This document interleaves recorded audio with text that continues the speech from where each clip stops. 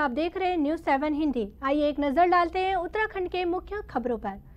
Police की ओर से चलाए गए अवैध प्रवासियों के जांच अभियान के दौरान देहरादून और धर्मनगरी हरिद्वार से 6 बांग्लादेशी नागरिक पकड़े गए हैं। इनमें 4 पुरुष और 2 महिलाएं हैं, तो वहीं इनकी मदद करने वाली भारतीय महिला को भी हिरासत में लिया गया है। आपको बता दें कि इन सभी की भारत आने में 2 लोगों ने मदद की थी, जिनकी पुलिस तलाश कर रही है। बताया ये भी जा रहा है कि सभी आरोपी यहां समय समय पर आकर बसे थे। इनमें से कुछ लोग लंबे समय से मजदूरी कर रहे थे।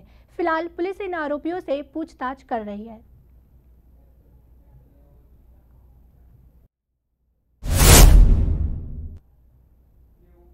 भारतीय जनता पार्टी के राष्ट्रीय अध्यक्ष जेपी नड्डा आज 2 दिवसीय दौरे पर उत्तराखंड पहुंच चुके हैं। इस दौरान देहरादून एयरपोर्ट पर मुख्यमंत्री पुष्कर सिंह धामी और अन्य भाजपा कार्यकर्ताओं ने उनका स्वागत किया। बताया जा रहा है कि जेपी नड्डा पिथौरागढ़ के कई सीमांत गांवों में वाइब्रेंट विलेज स्कीम की समीक्षा करेंगे। इसके साथ ही आदि कैलाश का दौरा भी करेंगे। इस दौरान जेपी नड्डा योजना की समीक्षा कर सीमा क्षेत्रों के विकास को नई गति देने का काम करेंगे। बता दें कि जेपी नड्डा का ये दौरा सामरिक दृष्टि से काफी अहम माना जा रहा है।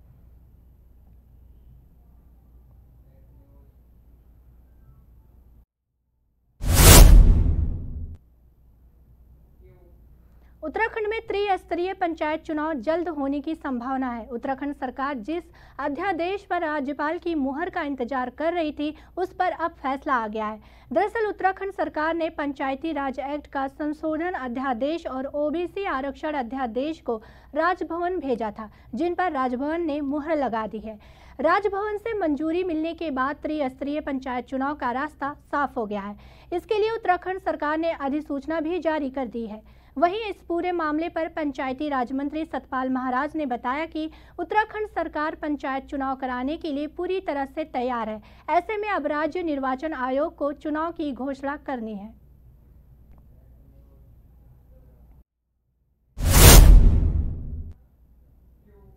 चारधाम यात्रा और मानसूनी सीजन के दौरान आपदा और आपातकाल की स्थिति से निपटने के लिए आज देहरादून में 108 आपातकालीन सेवा के कर्मचारियों को ट्रॉमा केयर प्रशिक्षण दिया गया। ये प्रशिक्षण राष्ट्रीय स्वास्थ्य मिशन के तहत किया गया। इस दौरान सभी जिलों के ईएमटी ऑनलाइन जुड़े और इसका ट्रेनिंग का हिस्सा बने।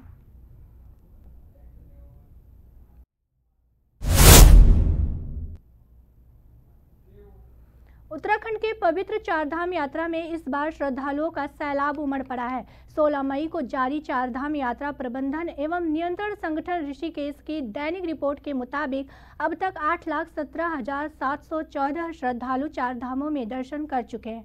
तो वहीं यात्रियों को बेहतर सुविधा को लेकर केदारनाथ की विधायक आशा नौटियाल ने क्या कुछ जानकारी दी, सुनिए। बहुत ही अच्छी चल रही है और श्रद्धालुओं की संख्या आप सुन ही रहे होंगे, आप ही लोगों के माध्यम से डेली मीडिया में भी आ रहा है। और हमारे जो केदारनाथ की यात्रा है पिछले कुछ दिन में थोड़ा अव्यवस्थित रही घोड़े खच्चर बीमार होने की वजह से, लेकिन पिछले 3-4 दिनों से बहुत व्यवस्थित तरीके से यात्रा चल रही है। घोड़े खच्चर सुचारू रूप से वहाँ पर चल रहे हैं और बहुत अच्छी संख्या में यात्री केदारनाथ पहुंच रहे हैं। और बहुत जो व्यवस्थाएं हैं उसके लिए मैं माननीय मुख्यमंत्री जी का बहुत आभार व्यक्त करना चाहूँगी कि लगातार उनका सानिध्य हम सबको मिलता रहा, यात्रा की व्यवस्थाओं के लिए मिलता रहा। और आज यात्रा की जो व्यवस्था है उसको देख करके हमारे तमाम जो श्रद्धालु केदारनाथ में आने वाले हैं वो बहुत ही प्रसन्नता के साथ यात्रा कर रहे हैं और अपना सुगम और सरल जो यात्रा माननीय मुख्यमंत्री जी ने और सभी लोगों ने मिलकर बनाई है उसका आनंद लेके और भगवान भोलेनाथ का आशीर्वाद। उत्तराखंड के ऋषिकेश में 7 मई को हुए चर्चित हत्याकांड में पुलिस ने बड़ी सफलता हासिल की है। नितिन देव की हत्या मामले की गुत्थी को सुलझाते हुए पुलिस ने खुलासा किया है कि इस हत्याकांड की साजिश जेल के अंदर रची गई थी। हत्या की इस साजिश में शामिल मास्टरमाइंड कोई और नहीं बल्कि नितिन का ही पड़ोसी निकला, जो इस समय जेल में बंद है। दरअसल गढ़वाल थाना मुनि के रेती के तपोवन स्थित डिकोन वैली में 7 मई की देर रात अपने कैफे से वापस लौट रहे नितिन को अज्ञात लोगों ने गोली मारकर हत्या कर दी थी। बताया जा रहा है कि नितिन की हत्या विपिन नैयर से पुरानी रंजिश के चलते हुई, क्योंकि नितिन ने विपिन के जेल जाने पर मिठाई बांटी थी। फिलहाल पुलिस ने इस मामले में एक और आरोपी को गिरफ्तार किया है। बाकी 2 आरोपी पहले से ही जेल में बंद है, जिन्हें रिमांड पर लिया जाएगा।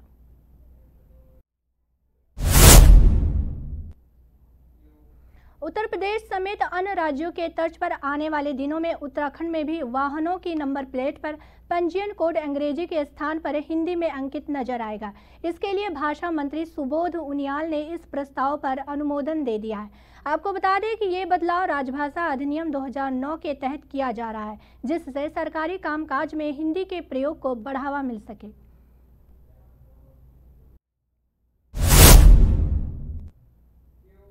उत्तराखंड के उधम सिंह नगर में एक 14 साल की नाबालिग लड़की के लापता होने से स्थानीय लोगों और हिंदू संगठनों में भारी आक्रोश है। आरोप है कि 24 साल का एक युवक ने लड़की को बहला फुसलाकर अगवा कर लिया है। अब इस मामले में विश्व हिंदू परिषद और बजरंग दल के कार्यकर्ताओं ने इस घटना को लव जिहाद से जुड़ा मामला बताया है और आरोपी के घर को बुलडोजर से तोड़ने की मांग की है। हालांकि उधम सिंह नगर पुलिस ने लड़की को जल्द ढूंढ निकालने का आश्वासन दिया है, लेकिन हिंदू संगठनों का आरोप है कि घटना को 19 दिन बीत चुके हैं और पुलिस अभी तक ना तो लड़की का और ना ही आरोपी का पता लगा पाई है। उन्होंने सवाल उठाए, 19 दिन पहले लापता हुई लड़की के बारे में पुलिस कैसे बेखबर रह सकती है।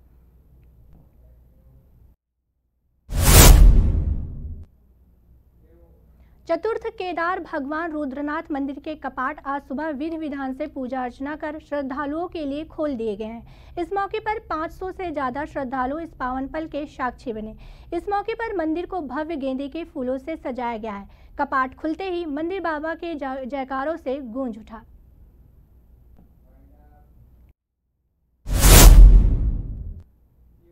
फिलहाल खबरों में बस इतना ही। देखते रहिए न्यूज़ 7 हिंदी।